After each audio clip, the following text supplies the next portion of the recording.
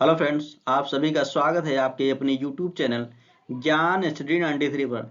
आज हम सीटेट परीक्षा की दृष्टि से 30 महत्वपूर्ण संस्कृत के प्रश्नों पर चर्चा करने वाले हैं। तो आज का पहला प्रश्न है, निम्नलिखितेषु किम सामाजिक उपभाषा कथ्यते। निम्नलिखित में से किसे सामाजिक उपभाषा कहते हैं। आपके विकल्प हैं, कस्यापि समुदायस्य अथवा जनसमूहस्य भाषायाः विशेषता, कस्यापि राज्यस्य देशस्य अथवा महाद्वीपस्य भाषा, भाषा क्षेत्रस्य अंतर्गते कस्यापि क्षेत्रस्य भाषा विशेषता, कस्यापि क्षेत्रस्य लिखिता भाषा साहित्यम च। सही ऑप्शन है ऑप्शन ए, कस्यापि किसी समुदाय अथवा या जनसमूह की भाषा विशेषता। अगला प्रश्न है, श्रुति घटनानां सूचनार्थं पत्रिकां पठति, तस्या पठनं किं कथ्यते। श्रुति सुनी हुई घटनाओं का सूचनार्थं पत्रिकां पठति, पत्रिका में पढ़ते हैं और उस पढ़ने को क्या कहते हैं। तस्या उस पठन को किम क्या कथ्यते कहते हैं। आपके विकल्प हैं, विहंगम दृष्टिपाता, स्वोद्देश्यम पठनम, मनोरंजनाय पठनम, परिवीक्षणम। सही विकल्प है विकल्प नंबर 4, परिवीक्षणम। अगला प्रश्न है, भाषा संदर्भे किम सत्यम नास्ति। भाषा के संदर्भ में क्या सत्य नहीं है। आपके विकल्प हैं,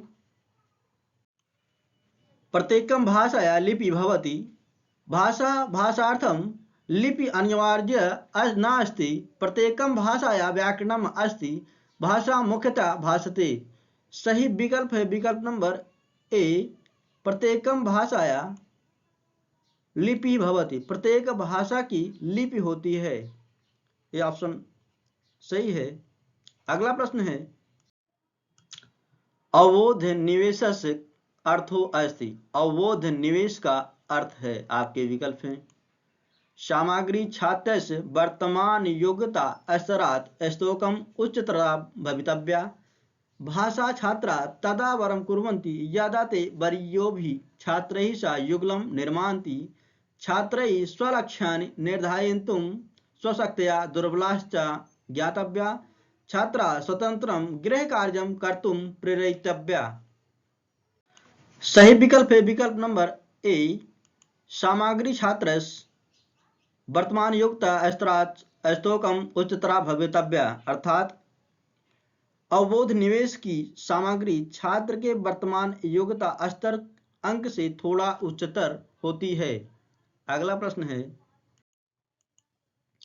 मूलभूतम तथ्यम अथवा यत विश्व व्यवस्थाया व्यवहारस्य अथवा तर्क श्रृंखलाया आधारो भवति कथ्यते। मूलभूत तथ्यम तत् अथवा यत जो विश्वास व्यवस्थाया व्यवहार का अथवा तर्क श्रृंखला का आधार होता है, कथते कहलाता है। आपके विकल्प हैं, सिद्धांता, भाषा, शिक्षणम, तर्क संगति। सही विकल्प है विकल्प नंबर ए, सिद्धांता। मूलभूत तथ्य या प्रस्तावना जो विश्वास व्यवस्था व्यवहार के अथवा तर्क श्रृंखला का आधार होता है उसे सिद्धांत कहते हैं। अगला प्रश्न है, कस्मिन् वयसि बालकाः बहुविधानि मात्रा संयोजनानि कुर्वन्ति। कब वयस बालक बहुविधान बहुत प्रकार से मात्रा संयोजनानि मात्राओं का संकलन कुर्वन्ति करते हैं। आपके विकल्प हैं, 2 चतुर्मासानां मध्ये, 12 अष्टादश मासानां मध्ये, 2 त्रिवर्षाणां मध्ये, खंड 8 वर्षाणां मध्ये। सही विकल्प है विकल्प नंबर डी, खंड 6, 8 वर्षों के मध्य में। 6ठे और 8ठे वर्ष की आयु के बीच बच्चा कई तरीकों से मात्राओं का संकलन करता है। अगला प्रश्न है, सामान्य रूप से भाषा शिक्षिका भाषा का शिक्षक स्वकक्षा या अपनी कक्षा में परिस्थिति विशेष प्रस्तुय कांचित प्रश्नान अवस्थाप्य, विशेष प्रश्नों की प्रस्तुति करके अनुभवान कथन पूर्वकम आरभ्यते, किन्हीं प्रश्नों की स्थापना करके अनुभवों को कथन पूर्वक आरंभ करता है। एतत् यह कथ्यते, यह क्या कहलाता है। आपके विकल्प हैं पूर्व पठन कार्य, पठन कार्य, वर्तमान कार्य, पठनोत्तर कार्य। सही विकल्प है विकल्प ए, पूर्व पठन कार्य। अगला प्रश्न है भाषा कक्षाया कविता, भाषा कक्षा की कविता। आपके विकल्प हैं गद्गद एवं शिक्षणीया, कवितायाः विस्तृत परिचय पूर्वकम एवं शिक्षणीया, अवबोधनाय समीक्षणार्थी रसास्वादनाय च भवति, अधिकतरम तो काव्य कवि अधिकृत एव। सही विकल्प है विकल्प नंबर सी, अवबोधनाय समीक्षणार्थी रसास्वादनाय च भवति। अर्थात भाषा की कक्षा में कविता ज्ञान के लिए और रसों के स्वाद के लिए और समीक्षा के लिए होती है। अगला प्रश्न है व्याकरण कक्षायाम अस्माभिः प्रथमतः, अर्थात व्याकरण की कक्षा में हमारे द्वारा पहले। आपके विकल्प हैं कथविधम व्याकरण रूपम निर्मितम एतत् व्याख्येयम, व्याकरण रूपम सामान्य संदर्भे प्रयोज्यम, अनियमित रूपाणि व्याख्यायानि यदि विद्यन्ते अस्त सामाजिक कार्यप्रणाली व्याख्येया। सही विकल्प है विकल्प बी, व्याकरण रूपम सामान्य संदर्भे प्रयोज्यम, अर्थात व्याकरण कक्षा में हमारे द्वारा प्रथम व्याकरण रूप को सामान्य संदर्भ के रूप में प्रयोग करना चाहिए। अगला प्रश्न है भाषा शिक्षिकाय निम्नलिखितेषु कः विधि सर्वोत्कृष्टा अस्ति, अर्थात भाषा शिक्षक के लिए निम्नलिखित में से कौन विधि सर्वोत्कृष्ट है। आपके विकल्प हैं भाषण काले यो तेन छात्राः संशोधयितव्यः, संशोधनस्य कार्य संपूर्ण कक्षायाः क्रियाकलाप रूपे कर्तव्यम्, येन छात्राः पुनः त्रुटिः न कुर्युः, छात्राणां त्रुटीनां संशोधनं कदापि न करणीयम्, अध्यापकस्य कर्तव्यम् अस्ति यत् सः त्रुटीनां विश्लेषण कुर्यात्, तासां प्रकारात् जानीयात्, ततः त्रुटीनां क्षेत्रं स्पष्टं कृत्वा पुनः अध्यापयेत्। सही विकल्प है विकल्प डी, अध्यापकस्य कर्तव्यम् अस्ति यत् सः त्रुटीनां विश्लेषण कुर्यात्, तासां प्रकाराः जानीयातां, तदा त्रुटीनां क्षेत्रं स्पष्टं कृत्वा पुनः अध्यापयेत्। अर्थात अध्यापक का कर्तव्य है जो वह त्रुटियों का विश्लेषण करता है और उसको जानता है, तब उसी त्रुटि को स्पष्ट करके पुनः अध्यापन करता है। यह अध्यापन विधि भाषा शिक्षा के लिए सर्वश्रेष्ठ विधि है। अगला प्रश्न है व्याकरणगत कार्याणि, अर्थात व्याकरणगत कार्य संदर्भ अनुसरण भवेयुः, जीवन अनुकूलानि भवेयुः, पूर्णतया रूप अनुसरणानि भवेयुः, स्मृति केंद्रितानि भवेयुः। सही विकल्प है विकल्प ए, संदर्भ अनुसाराणि भवेयुः, अर्थात व्याकरणगत कार्य संदर्भ के अनुसार होता है। अगला प्रश्न है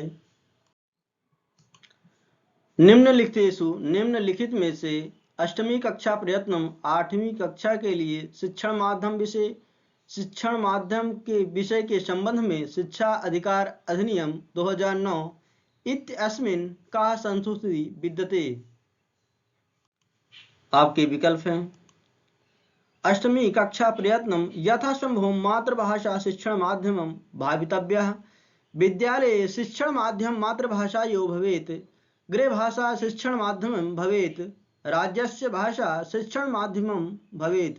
सही विकल्प है विकल्प ए, अष्टमी कक्षा प्रयत्नम यथासंभव मातृभाषा शिक्षण माध्यम भावितव्या, अर्थात शिक्षा का अधिकार अधिनियम 2009 के अनुसार आठवीं कक्षा तक के शिक्षा के माध्यम के संबंध में जहां तक संभव हो, आठवीं कक्षा तक शिक्षा का माध्यम मातृभाषा होनी चाहिए।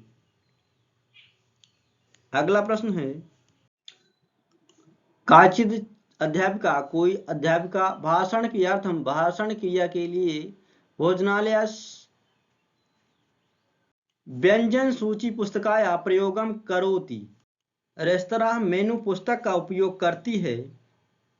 सा वह चतुर्णां विद्यार्थिनां समूहान् निर्माण प्रत्येकं समूह 5-10 मूल्यम इति भोजनं प्रेषयितुं आदेशं दातुं कथयति।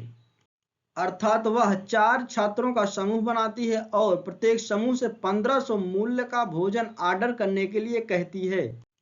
तस्याः प्रयोजनम इसका प्रयोजन छात्रान छात्रों के भाषण योग्यता संवाद योग्यता च शिक्षणम अस्ति। अत्र भोजनालयस्य व्यंजन सूची पुस्तिका किम कथ्यते अर्थात इस भोजन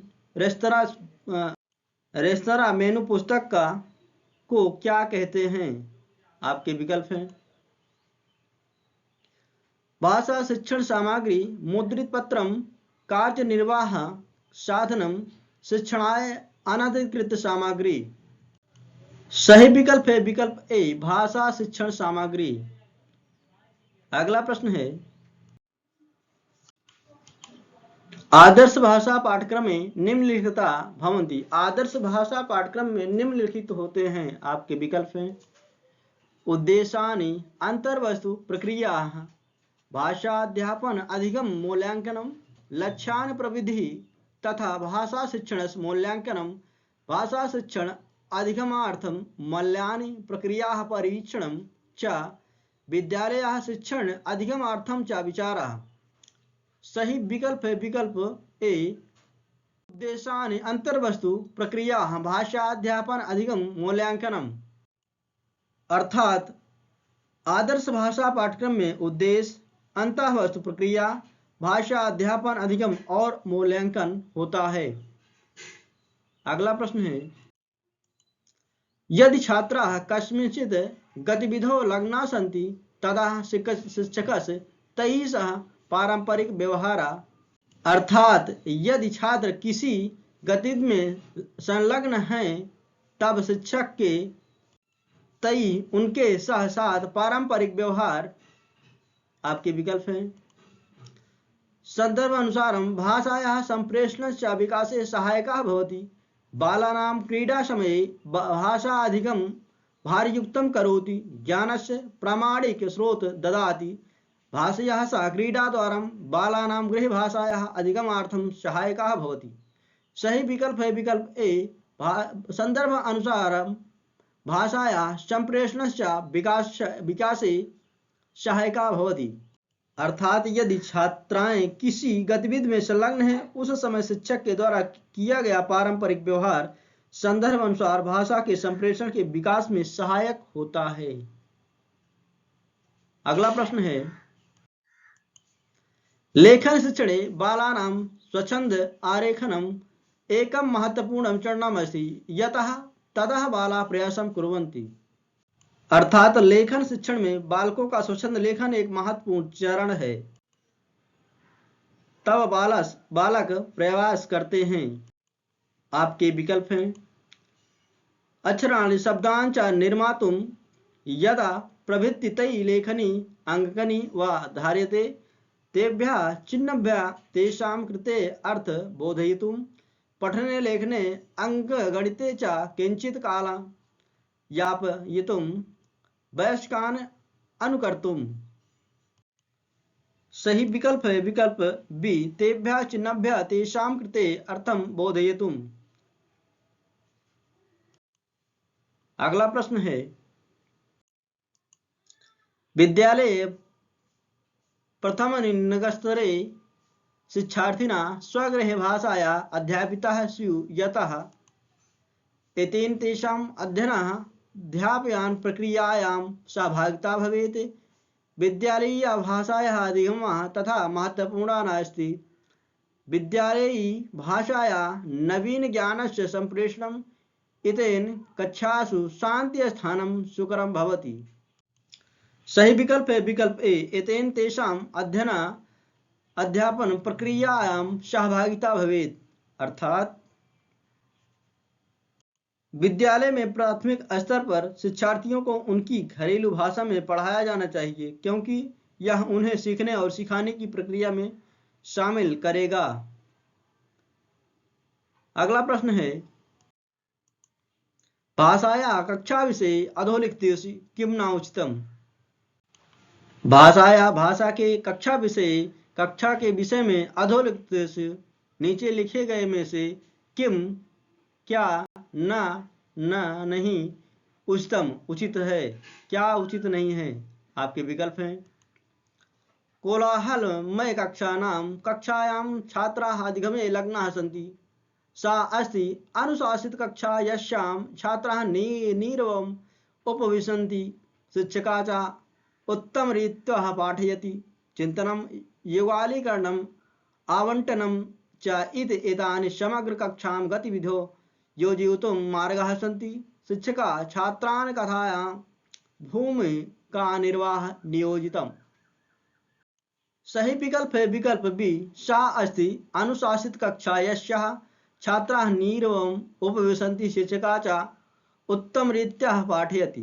अर्थात एक अनुशासित कक्षा वह है जिसमें छात्र शांत बैठते हैं और शिक्षक अच्छा पढ़ाते हैं। यह भाषा कक्षाओं के लिए उपयुक्त नहीं है। अगला प्रश्न है, सिक्तापूर्ण स्थलम अंगुलीलोचालनेन सिक्तापूर्ण स्थलम सिक्ता बालू से पूर्ण थाली अंगुली चालनेन अंगुलियों को घुमाने से शिक्षक छात्रों को वर्णमालाया अक्षराणि लेखितुम निर्दिशत। अर्थात शिक्षक बच्चों को रेत से भरी थाली में अपनी उंगलियों को घुमाकर वर्णमाला के अक्षर लिखने का निर्देश देता है। आपके विकल्प हैं, कक्षायां क्रीडापूर्ण वातावरण प्रोत्साहनम छात्रान् स्वच्छ मलिन हस्तयो भेदम बोधयितुं छात्राणां सूक्ष्म चालन कौशलं दृढ़यितुं छात्राणां गृहासक्ता ध्यानावंटनम। सही विकल्प है विकल्प सी, छात्राणां सूक्ष्म चालन कौशलम दृढ़यितुं। अर्थात इस गतिविधि का उद्देश्य छात्रों के सूक्ष्म चालन कौशल को दृढ़ करना है। अगला प्रश्न है, भाषा शिक्षण संदर्भे किम सत्यम नास्ति। भाषा शिक्षण के संदर्भ में क्या सही नहीं है। आपके विकल्प हैं, भाषा योग्यता एकस्याः भाषायाः द्वितीयायाः भाषायाम् अन्तर्यितुं शक्यन्ते। प्रत्येकं छात्रः बहुभाषाणां शिक्षणस्य योग्यतां धारयति यदि तस्मै उचिता अवसरः समयस्य दीयेताम्। मातृभाषा द्वितीयायाः वैदेशिक्याः भाषायाः शिक्षणे बाधां करोति। मातृभाषा द्वितीयायाः वैदेशिक्याः भाषायाः शिक्षणे सहायतां करोति। सही विकल्प है विकल्प सी, मातृभाषायाः द्वितीयायाः वैदेशिक्याः भाषायाः शिक्षणे बाधां करोति। अर्थात भाषा शिक्षण के संदर्भ में मातृभाषा दूसरी वैदेशिक भाषा के शिक्षण में बाधा करती है, यह सत्य नहीं है। अन्य तीनों विकल्प सही हैं। अगला प्रश्न है, विद्यालयी शिक्षायां नीति रूपे बहुभाषीयता इत्यस्य को अर्थात स्कूली शिक्षा में एक नीति के रूप में बहुभाषावाद का अर्थ क्या है। आपके विकल्प हैं, सर्वे बालकाः मातृभाषायां गृहभाषायां विद्यालये अध्ययनं प्रारम्भते यदा ते प्रगतिं कुर्वन्ति तदा अन्यासां भाषाणां वृद्धिं कुर्वन्ति। सर्वे बालकाः राज्यभाषायां माध्यमेन आंग्लभाषां हिंदी भाषां च शिक्षन्ति। सर्वे बालकाः आधार अवस्थायां आंग्लभाषायां राज्यभाषायां हिंदी भाषायां च शिक्षन्ति। प्राथमिक स्तरे मातृभाषा शिक्षण माध्यमं भवति, उच्च प्राथमिक स्तरे आंग्लभाषा शिक्षण माध्यमं भवति। सही विकल्प है विकल्प ए, सर्वे बालकाः मातृभाषायां गृहभाषायां विद्यालये अध्ययनं प्रारम्भते यदा ते प्रगतिं कुर्वन्ति तदा अनायासं भाषाणां वृद्धिं कुर्वन्ति। अर्थात सभी बच्चे अपनी मातृभाषा और घरेलू भाषा में स्कूली शिक्षा शुरू करते हैं। जब वे प्रगति करते हैं तो वे अन्य भाषाओं को जोड़ते हैं। अगला प्रश्न है, काचित् अध्यापिका स्वकक्षां चतुर्णां समूहेषु व्यभाजयत्। अर्थात किसी अध्यापिका ने अपनी कक्षा को 4 समूहों में विभाजित किया। विचारोत्तेजक विमर्शः सा छात्रेभ्यः भूदृश्यानां। विचारोत्तेजक विमर्श उसने छात्रों के लिए भूदृश्यों के, भवनों के, व्यक्तिनां विचारान् प्रादयत्। व्यक्तियों के विचार को प्रदान किया। सा प्रश्नानां माध्यमेन विचारान् एकत्रान् कर्तुम् आदिशत्। उसने प्रश्नों के माध्यम से विचारों को एकत्र करने के लिए आदेश दिया। एतत् कार्यं किम कथ्यते। यह कार्य क्या कहलाता है। आपके विकल्प हैं, प्रयोजना कार्यम, दत्त कार्यम, भाषण कार्यम, लेखनम कार्यम, पर्यटन कार्यम। सही विकल्प है विकल्प ए, प्रयोजना कार्यम। इस कार्य को प्रयोजना कार्य कहा जाता है। अगला प्रश्न है, कस्य विचारे मानवः भाषा अधिग्रहण यंत्रेण। किसके विचार से मानव भाषा अधिग्रहण यंत्र के सह साथ जायन्ते उत्पन्न होता है, यत तान भाषा अधिगमे सहायकम भवति, जो उनके भाषा अधिगम में सहायक होता है। आपके विकल्प हैं, वाइगोत्स्की, ब्लूम, चॉम्स्की, स्किनर। सही विकल्प है विकल्प सी, चॉम्स्की। चॉम्स्की के विचार से सभी मानव भाषा अधिग्रहण यंत्र के साथ उत्पन्न होते हैं और ये भाषा अधिगम में सहायक होते हैं। अगला प्रश्न है, अर्थमापन प्रक्रिया कस्मै प्रयोजनाय सशक्ता अस्ति। अर्थात अर्थमापन प्रक्रिया के अंतर्गत प्रयोजन के लिए क्या सशक्त है। आपके विकल्प हैं, छात्रेषु शब्द संग्रहं वर्धयितुं, व्याकरण नियमान् शिक्षितुं, पाठ्य विषयेण सह व्याकरणस्य संयोजनाय, प्रक्रिया लेखनाय। सही विकल्प है विकल्प ए, छात्रेषु शब्द संग्रहं वर्धयितुं। अर्थात अर्थमापन प्रक्रिया के अंतर्गत छात्र वर्गों में शब्द संग्रह बढ़ाने का सशक्त माध्यम है। अगला प्रश्न है, निष्क्रिय शब्दावली का अस्ति। आपके विकल्प हैं, ते शब्दा वयम एषां प्रयोगं तदेव कुर्मः यदा वयं तान् शृणुमः अथवा पठामः।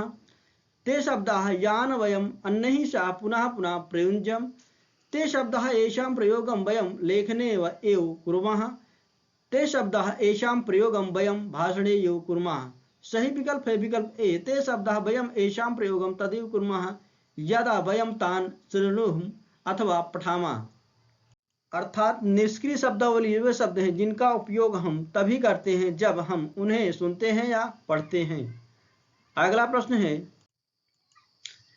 काचित् अध्यापिका पंचमी कक्षायां स्वछात्रान् खण्डवाक्यानां लघु परिच्छेदं द्विवारं श्रोतुं कथयति।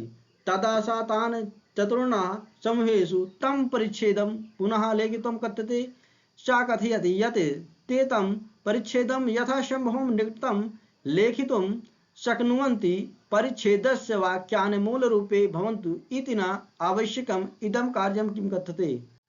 अर्थात कोई अध्यापिका 5वीं कक्षा के छात्रों को 6 वाक्यों के छोटे पैराग्राफ को 2 बार सुनने के लिए कहती है, फिर उन्हें 4 के समूहों में उस पैराग्राफ को फिर से लिखने के लिए कहती है। यह कार्य क्या कहलाता है। आपके विकल्प हैं, रचनात्मक लेखनम, श्रवणम, भाषणम च, परिच्छेदस्य श्रुतलेखनम, व्याख्यानां श्रुतलेखनम। सही विकल्प है विकल्प सी, परिच्छेदस्य श्रुतलेखनम।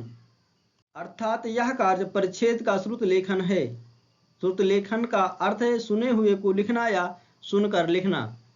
अगला प्रश्न है, कश्चित् अध्यापका कोई अध्यापक अर्धम आधा पाठेयम पाठ को उच्च स्वर में पठति पढ़ता है।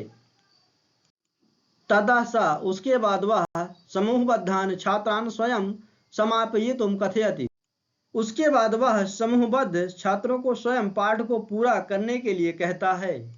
ऐसा कीदृशः प्रयोगा, यह किस प्रकार का प्रयोग है? आपके विकल्प हैं अनुभवात्मक प्रयोगः, समूह कार्यम, लेखन अनुप्रयोग प्रयोगः, अंतर्ग्राही प्रयोगः। सही विकल्प है विकल्प ए, अनुभवात्मक प्रयोगः।